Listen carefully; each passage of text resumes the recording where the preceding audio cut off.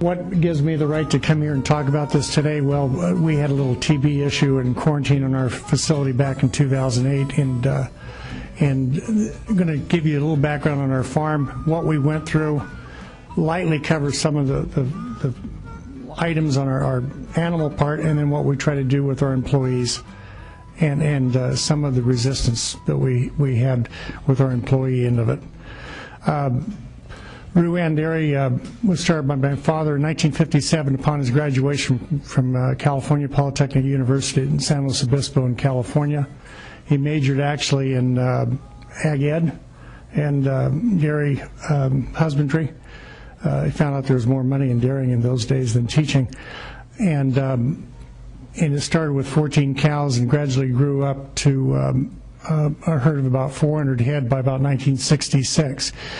The way we grew our herd was really, we had a good relationship with our local farm advisor, allowed him to do all sorts of testing and trials. We did the original TMR mixer box. We did the original pre-dipping with Dr. Bushnell, the trials there, and items along that line, always looking at ways of improving and doing better things. We also try to improve our genetics. We did a lot of exporting of cattle over the time. You know, if this thing's supposed to move, I've got problems. There we go. Hit the wrong arrow button. In 1978, I graduated from Cal Poly, and my brother was impending in 1980. We knew that we had a fairly aggressive family, so we looked at building a new setup. We found a 6,000-acre alfalfa ranch, and it was to cash flow at that time. We needed to balance it with a dairy farm, we thought, so we built the original mega dairy in 1982. We looked at 200 different dairies coast to coast, looking at different management styles, different facilities, and built a freestall setup, all flush, recycled water, and basically started milking in June of 1982. This started another dynamic to Dr. Breitmeyer's concerns on animal health that we hadn't had before in the dairy industry. We're currently milking 3,400 head of cattle. Additional, we have 650 dry cows, 4,000 head of replacement heifers, and 2,500 head of bulls that are sold for breeding purposes all over the western United States. We try to maximize the individual cow care. This is our maternity barn. Over the time, particularly from the 60s on, from Iowa State, River Falls, Ohio State, and others, we've had summer interns. We had one summer intern, oncoming junior at UC Davis vet student, who spent the summer delivering calves. His advisor said he delivered more calves than he would in the first 10 years of his practice. But we try to have 24-hour coverage, again, trying to maximize individual cow-calf care, trying to do things as right as possible. We are information freaks. Urine Dairy is 100% registered cattle. They're milking about just shy of 1,200 head of cattle, about 1,400 milking and dry. In addition, they've got about 1,500 head of replacement stock and bulls. And Maddox Dairy now, with its 11,000 head, is now 90% registered. We're basically their recipient herd for the embryos. Individual cow-calf care, of course, after Proposition 2 out in California, I don't know if these calf stalls work. This is an idea we brought up from Arizona for our extremes and weathers, our summertime heat. Individual cows with a crawl space to get in between to get to the calves. And we tried to maximize our use of vaccines. Vaccination is the main treatment for me, better than any antibiotics, and it also makes the antibiotics, when we do have to use them, more effective. But to manage all this, we need to have standard operating procedures. In a large dairy, I'm only as good as the people whose hands are on the cows. Obviously, as we've been talking, it's a high level of Latino help. And so we have standard operating procedures from genetics, cow-calf, or heifer raising, dry cows, various herd health, down to nutrition and fertility. how to clean trucks, how to clean different wagons, how to give vaccinations. Everything's on videotapes. We go in constant training on the people. Our vaccines have got to be given on a specific day. In calves, day 7, the calves get a certain nasogen vaccine. On day 10, it's not as effective. And day 14, you might as well squirt it in the air. And so we're very stringent on how we give vaccines.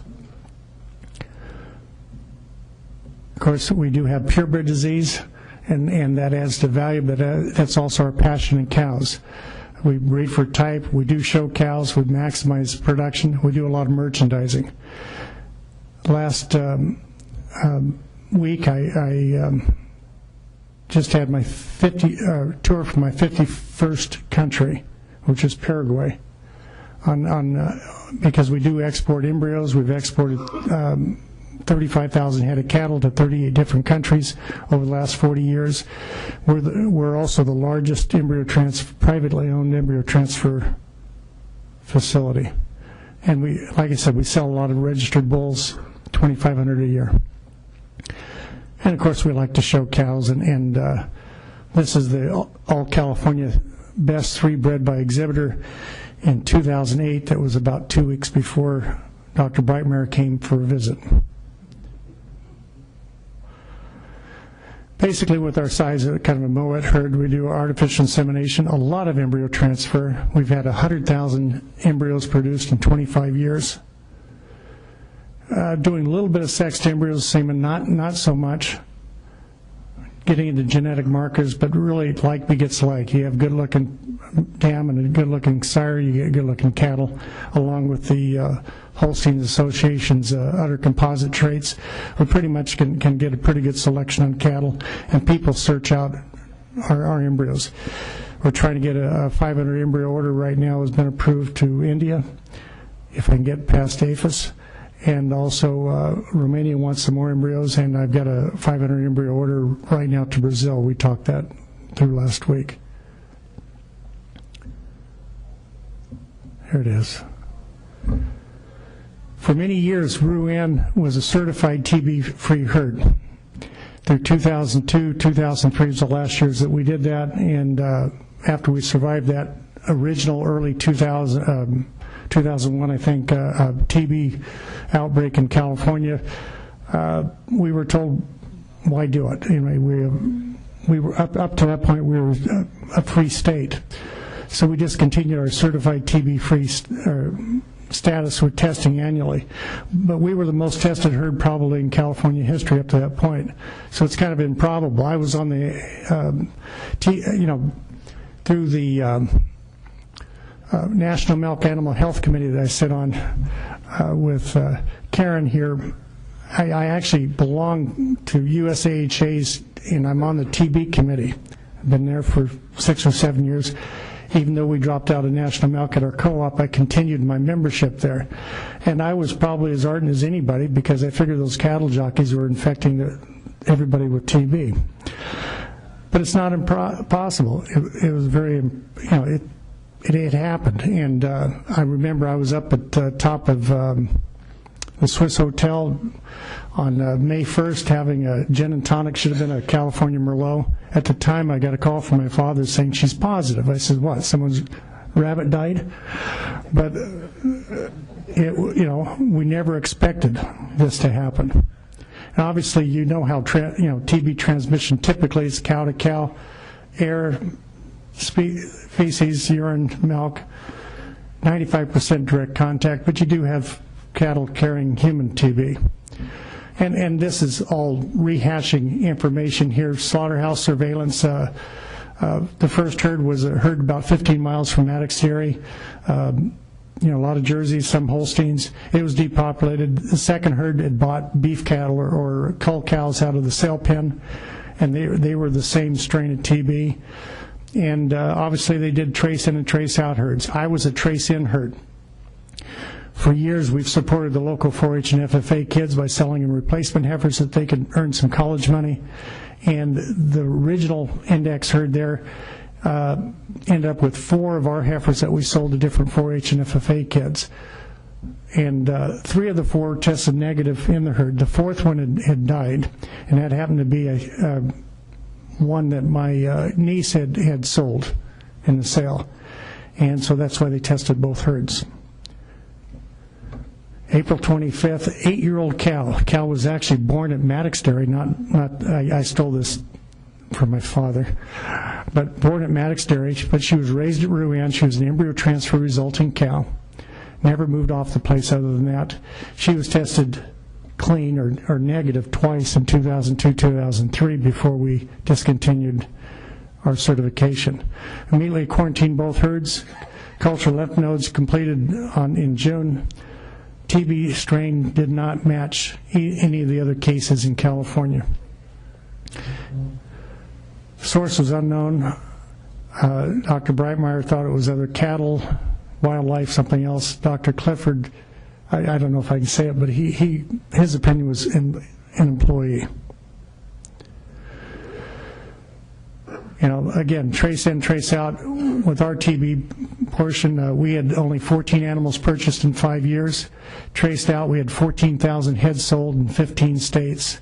The estimate was to require 400,000 animals to be tested. 70 vets working full-time. Cost could be as much as $200 million. I'm not exactly sure where that all got to. I know not all the animals were tested in other states. But I tell you what, those 70 vets were the hardest working people. Great attitudes, and I appreciate everybody coast to coast who donated time, donated people. Most of them were people that were good people that came. Not too many of them were sent because the states wanted to move them out. But we really appreciate their efforts, and through this whole thing, we were always looking through CDFA with Dr. Breitmeyer or Dr. Kevin Varner, looking for the source, trying to find out how we got it, where it came from, cattle to cattle. One of the charges on a quarantine herd like that is that the local county health people are charged with initial testing of employees of the quarantine herds. In discussion, they sent out a nurse practitioner who I had to deal with. And in her case, they were only going to test the Urine herd, the herd that actually housed the index cow. They say there was no risk in the second herd. And it didn't do much good in arguing it. You tried, but there just wasn't any movement off of that. Unfortunately, APHIS didn't think the same about my herd. Obviously, the way they handled it, skin test was at the county's expense. They sent out the nurse practitioner to administer the test, as did and with one interpreter. And obviously, if someone was positive to the skin test, then it was the dairy's expense after that for a $45 chest x-ray and a $35 office visit. Any antibiotics, obviously, for those positive people on the skin test, were also at the dairy's expense. A positive x-ray went to a workers' comp claim, still my expense, but they of course couldn't work on around the dairy, and it would be the same as anybody that showed up positive. The Urine results were 23 tested employees, 7 were skin positive, all chest x-rays were negative. The interesting thing was the very first employee that put his arm out for that test said, you know what, I'm already taking antibiotics for a previous test. The second one was a Japanese former trainee that we hired as a permanent employee to help us with selling animals to Japan back in the 70s. He's getting near retirement. Of course, he stuck out, had his test, blew up like a balloon because he was childhood vaccinated. Still wonder about how smart he was on that. But it's just what you go through on that.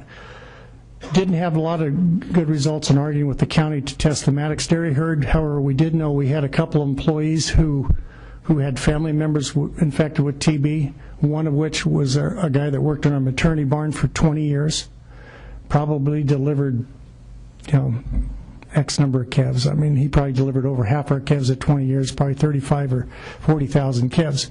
His wife passed away from TB, complications due to TB.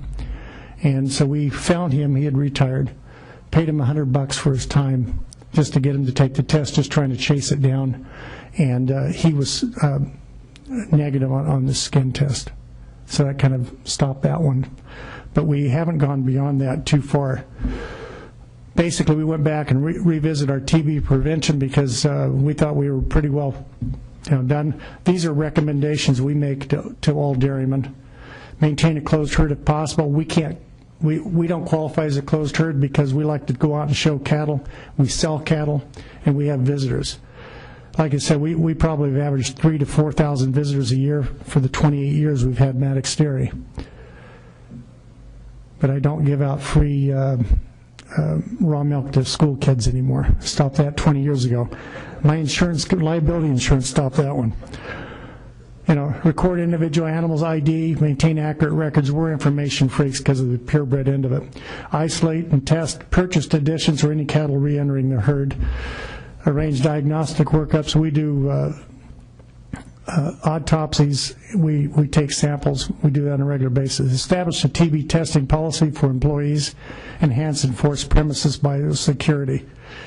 And that we probably were a little lax on. We're doing a lot better job of that now. Establishing a TB testing policy, we'll get to that in a minute. That was another issue. At the hearing sessions for USDA, these are the things that we did, we recommended. I'm disappointed in USDA backing off the RFID, but I'm sure with the state vets, that's really where it's got to come from, and I still strongly recommend it, and we're only one incident away from something a lot worse than the mad cow outbreak we had in Washington State. Strategic plans for control of infectious diseases on dairies. We've got a pretty good test cases where we've done that. A little tougher is controlling Mexican feeder cattle. Hopefully we'll do some additional testing on that, bringing the cattle in, particularly where they're mixing Mexican cattle with Holstein heifers as feedlots to try to pay the bills. And we need an immigration reform that allows workers to come to the United States who want to work. That includes testing for drugs, TB, and others. Our program, our pre-employment program of testing, all employees should be tested, declared negative to active TB prior to employment. Ongoing testing, retest every 2 years, just like what the schools do. And then when any of our employees go back for Christmas to Mexico to visit the families, 3 to 6 months later, they need to be retested. All positive skin test employees will be sent for chest x-ray. Negative, of course, clears the employee. Positive is the same as the others. Positive x-ray on the lungs prohibit work until medical releases. And then we have an annual tuberculosis questionnaire. It only took me about $7,000 with lawyer and legal fees to try to make sure this was legal within the laws of California, because they weren't sure if it would pass muster. And now I have another dairy in the peer group. It's Producers Dairy, Bar 20. They actually bottle and sell their own milk, and some of my milk goes that way too. They also implemented this. They actually implemented the employee testing before I did. At the same time, we were both working with Dr. Mitloner from on an NIH study on breathing and dairy gases, and they're putting these backpacks on the employees. So they're in there had students out during their break doing all this testing. Well, when the students were at the Producers, and they said, well, we're being tested for TB, the students left the test, and they had to coax them back later because of this misconception out there, really what was going on, because they were only being tested, they didn't have it. But they didn't come back to my place for the second one either. So Fresno County Health, we requested in the attempt to try to locate where it might have came from or what we have out there, a blood or urine test. The nurse practitioner informed me that they would absolutely not do that. And I said, well, I'm going to pay for it. And she says, there's no way we're going to do that because we don't want to get into that. And I guess it's a no ask, or don't ask, don't tell policy, even at the county level. During 2008, I was told by them, I don't know the stats, and anything I say, Dr. Soon behind me will correct everything I say. But they said they were doubling the amount of TB cases in Fresno County that year, and this was as of June or July of 2008. But it was refused by the county. The local private clinics are willing to do pre-employment physicals with TB testing. However, they're not exactly sure if we're going to go on and do the blood or urine tests after, along with the chest x-rays, because what are you going to do with the results? Yeah, really, I mean, and so that was a lot of the main concerns. Had good support, again, from the state. Dr. Soon told me what was going to happen. Everything that was in the guidelines for TB, APHIS, and CDFA followed down the line. I was able to tell my father exactly what was going to happen prior to the May 1st meeting when Dr. Breitmeyer and Dr. Varner came in and told us we were their nightmare herd because of the amount of animals we sold. And basically, again, we couldn't find a source. And whether it was people or not, who knows, but we know that it is endemic down in Mexico. We do have cases there, and we just, we need to find out sources on that, and I was disappointed with the public health where we weren't able to continue tracing it down like we did on the animal side. And thank you.